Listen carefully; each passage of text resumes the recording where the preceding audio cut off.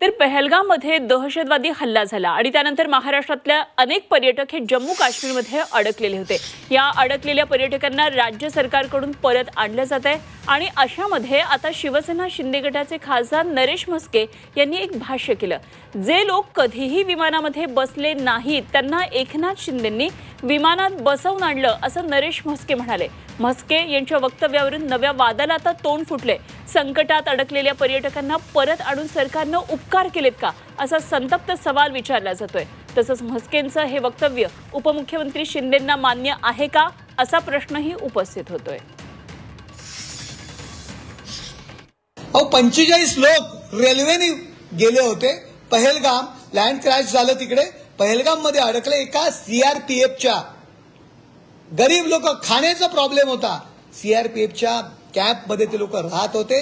त्या लोकांना एकनाथ शिंदे साहेबांनी आता विमानतळावर आणलं आणि ती लोक पहिल्यांदा विमानात बसतायत। रेल्वेने गेलेली लोक आहेत, पहिल्यांदा विमानात बसून घाबरलेली लोक आहेत, त्यांना आज महाराष्ट्रात आणतायत।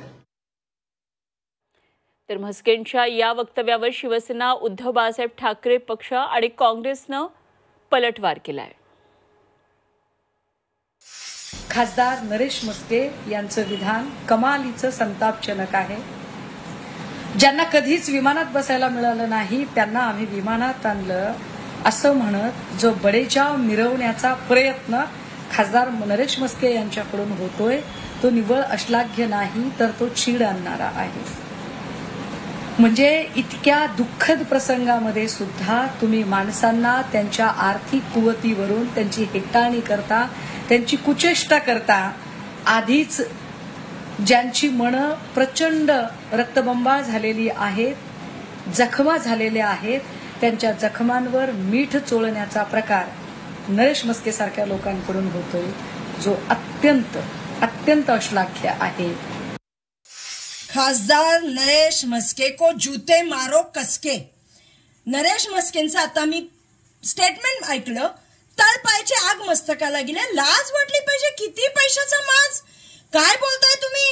अहो तुमचे मिंदे सरकारचे नेते एकनाथ शिंदे साहेब तिकडे मदत करायला गेले आणि तुम्ही इथे काय बोलताय? जे कधी विमानात बसले नाहीत अशा 45 जणांना आज पहिल्यांदा विमानात बसायला मिळालं। अहो वेळ काय काळ काय पण बोलताय काय? थोडी तरी लाज बाळगा का भांग पिऊन बोलताय तुम्ही? लाज वाटली पाहिजे। पैशाची मस्ती